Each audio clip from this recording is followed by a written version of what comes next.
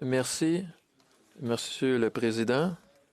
Je veux remercier la sénatrice Marshall pour le travail qu'elle a fait au nom de l'opposition en tant que porte-parole sur ce projet de loi. Elle connaît beaucoup mieux ces chiffres que moi, mais je veux quand même faire quelques commentaires brefs. Chers collègues, le titre court de ce projet de loi, c'est Loi numéro 2 sur les crédits 2020-2021. À première vue, il n'y a rien d'exceptionnel à propos de ce projet de loi. Il prévoit les crédits provisoires pour les dépenses votées dans le budget principal des dépenses qui représente 55 milliards de dollars. Le 13 mars, le Parlement a adopté le projet de loi C11, le premier de loi sur les crédits qui prévoyait les premiers 44 milliards de dollars de subsides pour cette année financière. Ce projet de loi amène ce total à 99 milliards de dollars sur 125 milliards de dollars prévus en dépenses votées. Le budget principal des dépenses nous dit que le gouvernement prévoyait 308 milliards de dollars en dépenses pour l'ensemble de l'année financière. Mais comme on le sait, ça a complètement changé à cause de la pandémie, la COVID-19. D'après la dernière mise à jour du gouvernement sur son plan de réponse à la COVID-19, les dépenses de la COVID représentent 154 milliards de dollars jusqu'à maintenant. Le directeur parlementaire du budget nous dit que ce chiffre est en fait de 188 milliards de dollars et que la dépense totale de programme atteindra un niveau record de 553 milliards de dollars. Et au milieu de cette montée sans précédent des dépenses, on se trouve devant un gouvernement qui refuse d'être transparent et de rendre des comptes. Ça fait 3 mois que l'année financière a commencé. On n'a pas de budget. On n'a même pas une mise à jour financière.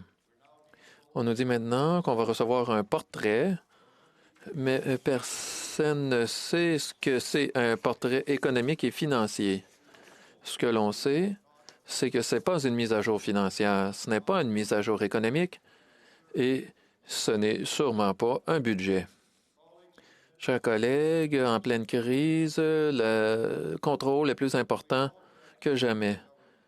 Mais tout ce qu'on reçoit de ce gouvernement, c'est une litanie d'excuses disant que ça ne peut pas être fait. Alors que le projet devant nous semble être ordinaire, il ne l'est pas du tout. Le Parlement donne au gouvernement des milliards de dollars par jour, mais on n'a aucun plan financier qu'ils ne peuvent partager avec nous.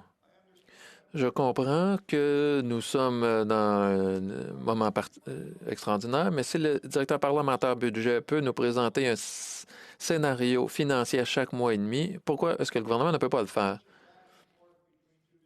C'est comme passer d'une chaîne à l'autre qui semble fonctionner dans des univers différents. Le directeur parlementaire du budget vous apprend que les revenus devraient diminuer de 39 milliards de dollars cette année. Pensez à la chaîne gouvernementale, et là, on nous dit qu'il est impossible de calculer ces chiffres.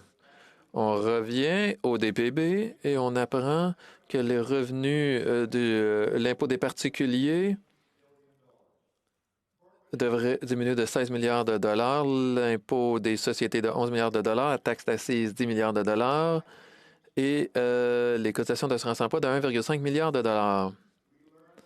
On apprend que les dépenses augmenteront de près de 200 milliards de dollars et que le déficit pourrait dépasser 250 milliards de dollars.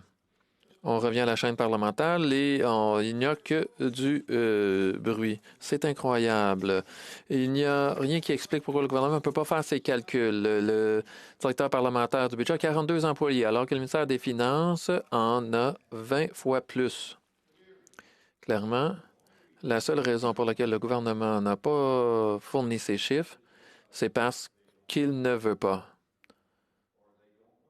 Ou ils ne savent pas ce qu'ils sont. Ça fait peur. Et c'est un dangereux précédent. Regardez comment ils gèrent le programme d'infrastructure. Le gouvernement nous dit qu'il y a 52 000 projets d'infrastructure en cours. mais va seulement publier une liste de 33 000 projets. Il reste donc 20 000 projets qu'on ne connaît pas. Les analystes au bureau du directeur parlementaire du budget essaient d'obtenir cette liste depuis des mois. Le gouvernement refuse de la publier. C'est un programme de 180 milliards de dollars et le gouvernement ne sent aucune obligation de divulguer les renseignements aux contribuables et parlementaires expliquant ce qu'ils font avec l'argent.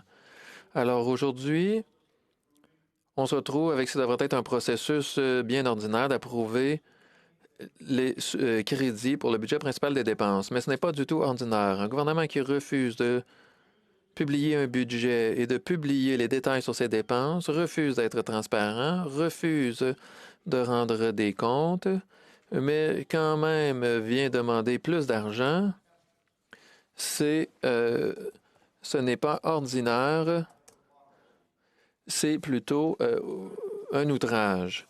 Ce genre d'hypocrisie n'est pas inhabituel de la part de ce gouvernement. On la voit régulièrement. Et bien, même si ça devient habituel, ça devrait quand même nous troubler. Si ça ne nous trouble pas, eh bien, quelque chose ne va pas.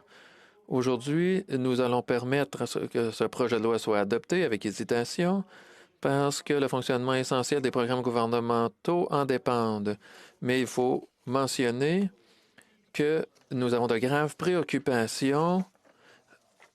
Pour nous, ce gouvernement est incompétent et irresponsable et malheureusement, ce sont tous les Canadiens, vous, moi, tous les Canadiens qui devront en payer le prix. Merci.